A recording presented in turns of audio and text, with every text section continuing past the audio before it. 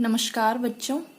पिछली वीडियो में हमने 8वीं कक्षा की पाठ्य पुस्तक अभ्यास सागर के पाठ 4 दोपहरी कविता के अलंकार से संबंधित प्रश्न किए थे। इस वीडियो में हम उसी पाठ के जो हमारे प्रश्न कुछ रह गए थे उन्हें करेंगे। तो आइए बच्चों शुरू करते हैं। हमारा पहला प्रश्न है, निम्नलिखित शब्दों में र के उचित रूप का प्रयोग करके शब्दों को दोबारा लिखिए। यहाँ कुछ शब्द दिए गए हैं और हमने इनमें र का प्रयोग करते हुए उन्हें दोबारा लिखना है। तो बच्चों, हिंदी में जो र वर्ण के अनेक रूप होते हैं। यदि र से पूर्व कोई हल व्यंजन हो तो वह उसके नीचे प्रयुक्त होता है। जैसे अगर हम ग के पैर में ऐसे कर दें तो ये क्या बन जाएगा? ग्रह। क्या बन जाएगा? ग्रह। और उसी प्रकार यदि हम ग के पैर में ऐसे कर दें तो ये गृह बन जाएगा। तो इसके ये दो रूप हैं। और इसके अलावा जैसे ये वाला प्रश्न है, ये वाला है कम। अगर हम क के पैर में ऐसे लगा दें और म, तो ये बन जाएगा क्रम। और यदि हम क, म और म के ऊपर ऐसे वाला र लगा दें तो ये बन जाएगा करम। ठीक है।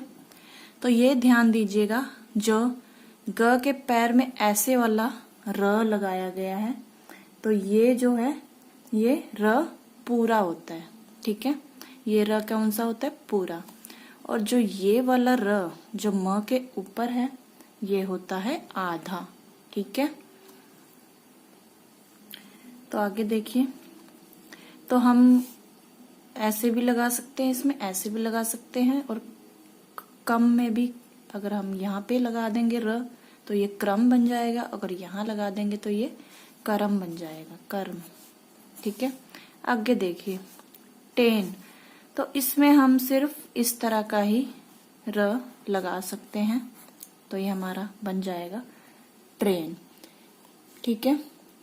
और आगे देखिए, इसके अलावा और भी होता है, जैसे ट्रेन, ड्रम। ठीक है। अगला है गाम। तो गाम से हम एक ही बना सकते हैं, ग्राम। ग्राम। धर्म, धर्म, धम का धर्म, ये वाला र लगा देंगे हम। ये देखिए ड के पैर में ऐसे म, ड्रम। तो र के कई रूप होते हैं। ठीक है। इस तरह से हम र के रूप को प्रयोग कर सकते हैं शब्दों में। आगे बढ़ते हैं। हमारा अगला प्रश्न है, निम्नलिखित शब्दों के शुद्ध रूप लिखिए। यहाँ पर कुछ शब्द दिए गए हैं जो कि अशुद्ध हैं और हमें इनका शुद्ध रूप लिखना है। जैसे ये दिया गया है श्रीमती, तो इसका शुद्ध रूप क्या है? त के ऊपर बड़ी की मात्रा आ जाएगी तो श्रीमती ऐसे होगा। ब्राह्मण। ब्राह्मण का हमारा शुद्ध रूप क्या है?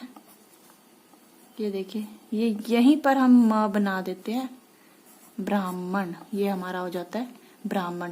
ह के पैर में ही म बन जाएगा और अण, ब्राह्मण। पैतृक। पैतृक होता है हमारा पैतृक। ठीक है। चिन्ह।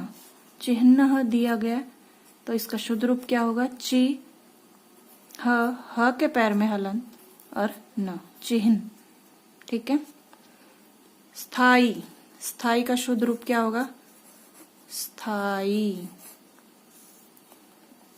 दृष्टि का दृष्टि, द के पैर में ये वाला र लगेगा।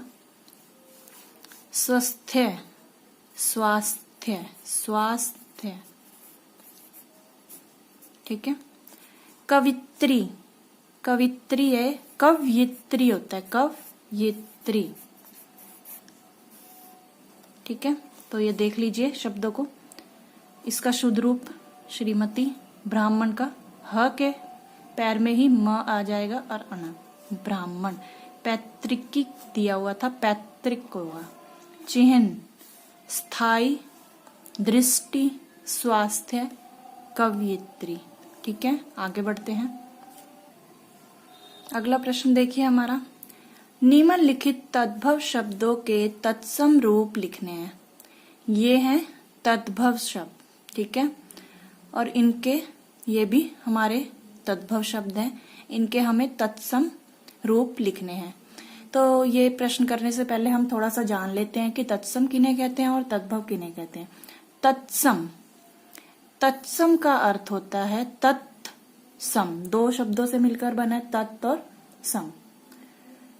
तत्सम यानी उसके समान, अर्थात अपने स्रोत संस्कृत के ही समान, संस्कृत के ही समान जो शब्द हैं उन्हें तत्सम कहते हैं। या ये कह सकते हैं कि जो शब्द संस्कृत से, संस्कृत भाषा से ज्यों के त्यों, वैसे के वैसे ही ले लिए गए, कोई हेर फेर नहीं किया गया, कोई परिवर्तन नहीं किया गया, उनमें कोई बदलाव नहीं किया गया, वैसे के वैसे ही ले लिए गए हैं, वे होते हैं तत्सम शब्द। जैसे घृत, शीर, ठीक है, ये हमारे तत्सम शब्द हैं। ठीक है, इसके अलावा पुष्प, पुष्प, घृत और सर्प हो सकता है हमारा, सर्प, सप्त, तो ये हमारे तत्सम शब्द हैं। और तद्भव क्या होते हैं, आगे बढ़ते हैं। तद्भव का अर्थ होता है उससे उत्पन्न, अर्थात जो शब्द संस्कृत, पाली, प्राकृत, अपभ्रंश के दौर से, ये सभी भाषाओं के रूप हैं, जो इन सभी दौर से गुजरकर या समय के साथ परिवर्तित होकर हिंदी में प्रचलित हैं, वे तद्भव कहलाते हैं। कहने का अर्थ है कि जिन शब्दों में कुछ न कुछ परिवर्तन करके उन्हें हिंदी में स्थान दे दिया गया है, हिंदी में प्रचलित हैं जो, वे शब्द क्या कहलाते हैं, तद्भव कहलाते हैं। ठीक है, जैसे पहले तत्सम जो रूप था घृत, घृत का अब तद्भव है घी, घृत को घी कहते हैं। ठीक है, घृत जो है वो तत्सम शब्द है और घी उसका तद्भव रूप है। उसी प्रकार शीर, शीर जो है वह तत्सम शब्द है और उसका तद्भव रूप है खीर। ठीक है, तो उसी के अनुसार हम इन प्रश्नों को करेंगे। जैसे जीभ, ये एक तद्भव शब्द है, तो जीभ का तत्सम क्या होगा, जिह्वा, जिह्वा। ठीक है, जीवा तत्सम है और जीभ उसका तद्भव। सांप का तत्सम रूप सर्प। मिट्टी, मिट्टी का तत्सम रूप मृत्तिका। ध्यान दीजिए, म के पैर में र, ये वाला, फिर अदत, पूरा रा, छोटी की मात्रा क आ, मृत्तिका। हाथी, हाथी का जो तत्सम रूप है वह है हस्ती। क्या है, हस्ती। घर, घर का गृह, गृह को घर, गृह तत्सम, घर तद्भव। चांद, चांद का चंद्र, चांद का चंद्र। तो ये देख लीजिए, ये है तत्सम रूप और ये है तद्भव। ठीक है, आगे बढ़ते हैं अगले प्रश्न की ओर। अगला प्रश्न देखिए, निम्नलिखित शब्दों में से मूल शब्द तथा प्रत्यय अलग अलग कीजिए। यह हमने पिछली वीडियोस में किया हुआ है ये प्रश्न।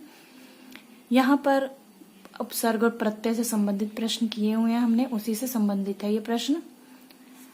यहाँ पर प्रत्यय को अलग करना है और मूल शब्द को अलग करना है। मूल शब्द, प्रत्यय। मूल शब्द का अर्थ है वे शब्द जिनका कोई ना कोई अर्थ होता है, यदि उन्हें अकेला लिखा जाए। और प्रत्यय वे होते हैं जो उस शब्द के साथ जुड़कर, मूल शब्द के साथ जुड़कर उसके अंत में लगकर एक नए शब्द का निर्माण करते हैं, वे प्रत्यय होते हैं। देखिए जैसे था, ये है शब्द योगी। यदि हम इसमें से मूल शब्द और प्रत्यय को अलग कर दें तो क्या बनेगा हमारा? योग, और योग हो गया मूल शब्द और ई हो गया हमारा प्रत्यय। ठीक है।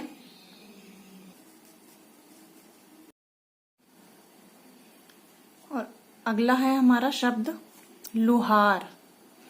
लुहार से अगर हम प्रत्यय और मूल शब्द को अलग अलग करेंगे तो क्या बनेगा? लोहा प्लस आर। लोहा मूल शब्द हो गया और आर प्रत्यय जुड़ा हुआ है। धार्मिक, धर्म इक, धार्मिक। सपेरा मूल शब्द सांप और प्रत्यय एरा, सपेरा। प्रभुता मूल शब्द प्रभु और प्रत्यय जुड़ा हुआ है ता। ठीक है, ये हमने इन शब्दों से मूल शब्द और प्रत्यय को अलग अलग कर दिया है। अगला प्रश्न देखिए। ये देखिए अगला प्रश्न है, निम्नलिखित उपसर्गों के प्रयोग से दो दो शब्द बनाइए। तो हमारा ये है अति दिया हुआ है, ये उपसर्ग दिए गए हैं, इनसे हमने दो दो शब्द बनाने हैं। कोई से भी हम दो शब्द बना सकते हैं। जैसे अति से यदि हम बनाएं तो अति रिक्त, ये हमारा एक शब्द बन गया। पहले जो हमने किया इससे पहले वो थे प्रत्यय, जो शब्द के, ये हमारा मूल शब्द है, शब्द के अंत में लगे थे वे थे प्रत्यय। अब ये शब्द के शुरू में लगेंगे और ये क्या होंगे? ये मतलब मूल शब्द के शुरू में लगकर ये क्या होंगे? ये उपसर्ग होंगे। तो ध्यान दीजिए, मूल शब्द के जो अंत में लगते हैं वे प्रत्यय होते हैं और मूल शब्द के जो शुरू में लगते हैं वे उपसर्ग होते हैं। तो हमारा पहला शब्द बन गया अतिरिक्त, और इसके अलावा हम बना सकते हैं अति प्राचीन। ठीक है, ये हमारे दो शब्द हो गए। और इसके अलावा हम और भी बना सकते हैं अत्याचार। ठीक है, कई शब्द हैं जो बन सकते हैं। अगला देखिए वी से हम बना सकते हैं वियोग, वियोग। ठीक है, विदेश, विदेश, विदेश। और भी बना सकते हैं विक्रय, आप और भी लिख सकते हैं, विक्रय लिख सकते हैं। यहाँ पर भी लिख देती हूँ मैं, एक एक और लिख देती हूँ, आप जो आसान लगे वो कर लीजिएगा। ठीक है, और खुद भी बनाने की कोशिश कीजिएगा। वी से बन गया वियोग, विदेश, विक्रय। अगर हम इनमें से वी को अलग कर देंगे तो हमारा ये एक मूल शब्द होगा, योग, देश, क्रय। ठीक है, आ रहे होंगे आपको अच्छे से समझ। स्व, अब हम इनसे बनाएंगे, ये स्व उपसर्ग है तो इनसे क्या हमारा बन सकता है? स्वदेश, स्वदेश। स्वचालित। ठीक है, और क्या बन सकता है? स्वतंत्र। अब अगला है हमारा प्र से हम बना सकते हैं प्रक्रिया, प्रक्रिया, और प्रगति, प्रगति, और प्रस्थान, प्रस्थान। ठीक है, अगला है हमारा उपसर्ग अ से हम क्या क्या शब्द बना सकते हैं? अकाल। अगला अन्याय, और क्या बना सकते हैं? अधर्म, अधर्म। ठीक है, ये हमारे हो गए उपसर्ग से बनने वाले शब्द। आगे बढ़ते हैं।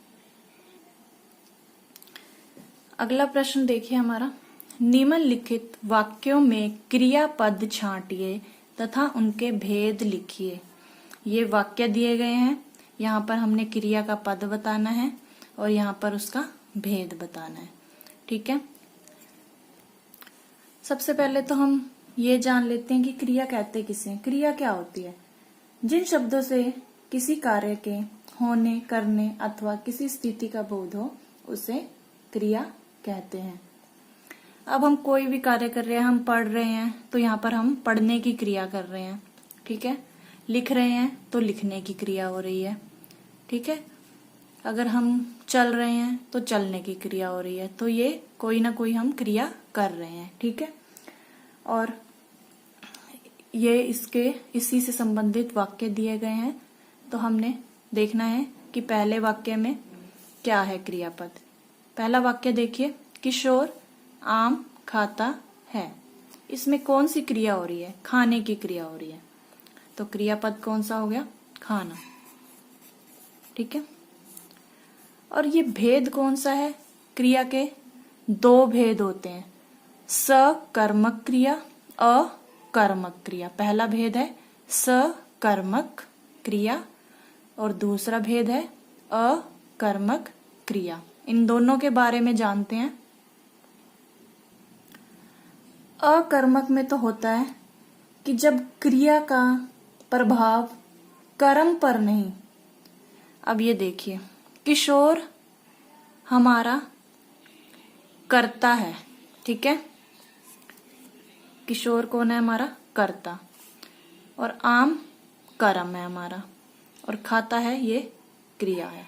ठीक है, तो अकर्मक क्रिया में क्या होता है कि जब कोई भी क्रिया का प्रभाव कर्म पर नहीं पड़ता, कर्ता पर पड़ता है, तो वहां पर अकर्मक क्रिया होती है।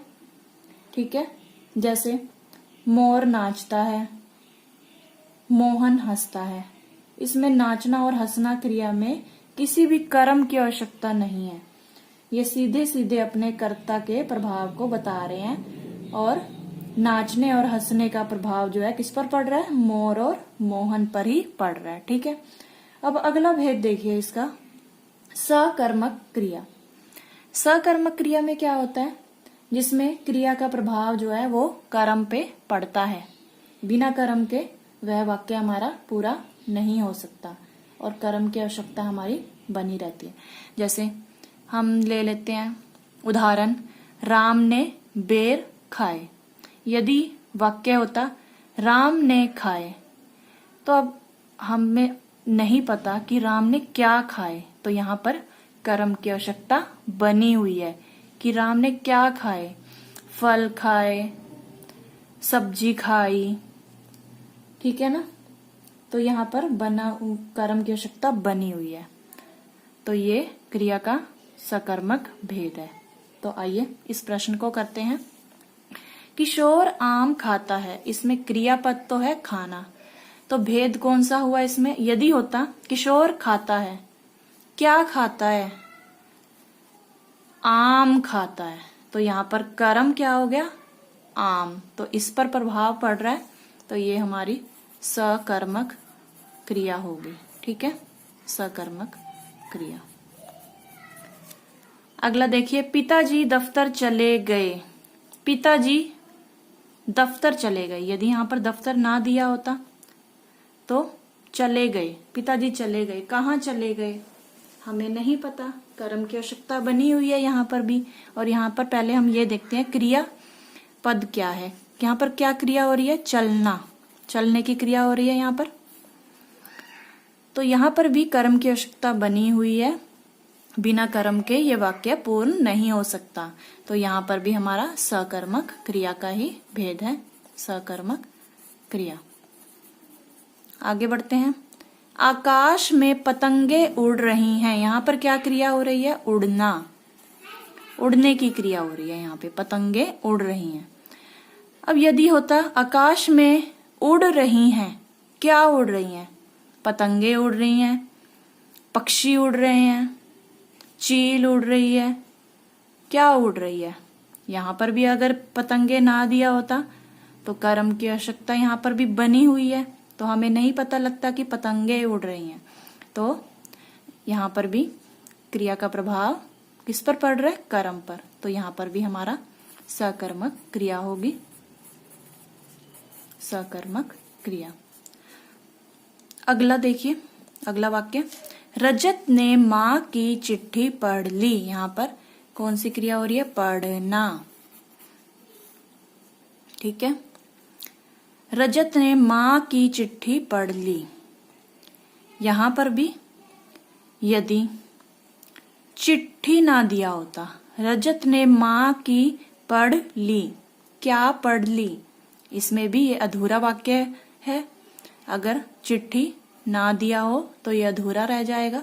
तो यहाँ पर भी कर्म की आवश्यकता बनी हुई है, तो इसलिए यहाँ पर भी सकर्मक क्रिया होगी। अगला वाक्य, कमल पतंग उड़ा रहा है। कमल पतंग उड़ा रहा है। यहाँ पर उड़ाना, कौन सी क्रिया हो रही है? उड़ाने की क्रिया हो रही है, उड़ाना। कमल उड़ा रहा है, क्या उड़ा रहा है? पतंग। कर्म की आवश्यकता बनी हुई है, तो सकर्मक क्रिया। ठीक है, आगे बढ़ते हैं अगले प्रश्न की ओर। निम्नलिखित वाक्यों में उपयुक्त कारक चिन्ह से रिक्त स्थान की पूर्ति कीजिए। यहाँ पर कारक चिन्ह लगाने हैं हमें, ये जो डैश दिए गए हैं। कारक चिन्ह क्या होते हैं आप जानते होंगे। कारक चिन्ह होते हैं जितने भी, जैसे का, के, की, सा, से, सी, में, पर, ठीक है ना। जैसे कर्ता ने, कर्म को, कारण से, ठीक है। ये सब क्या होते हैं? कारक चिन्ह होते हैं। तो हम यहाँ पर कौन सा कारक चिन्ह लगाएं कि यह वाक्य उपयुक्त बन जाए, सही बन जाए। अभिनव शेर डैश देखकर डर गया। अभिनव शेर से देखकर डर गया, नहीं। अभिनव शेर में देखकर डर गया, नहीं। अभिनव शेर को देखकर डर गया, तो ये वाक्य हमारा पूर्ण होता है। तो क्या होगा? अभिनव शेर को देखकर डर गया। ठीक है, अगला, डैश तुम आ गए। अरे तुम आ गए, तो ये वाक्य हमारा पूरा होता है। अरे, अरे क्या है? जैसे कारक चिन्ह में ही संबोधन होता है ना, किसी को संबोधित करके बुलाना, उसमें अरे का यूज होता है। संबोधन, हे अरे। कारक चिन्ह क्या है इसका? हे अरे। ठीक है, अगला, आम डैश पेड़ डैश चिड़िया चह चहा रही थी। आम के पेड़ पर चिड़िया चह चहा रही थी। ठीक है, सोहन डैश लाठी डैश सांप डैश मारा। सोहन ने, सोहन करता है तो करता ने, लाठी को, कर्म को, कर्ता ने कर्म को, सॉरी यहां पर होगा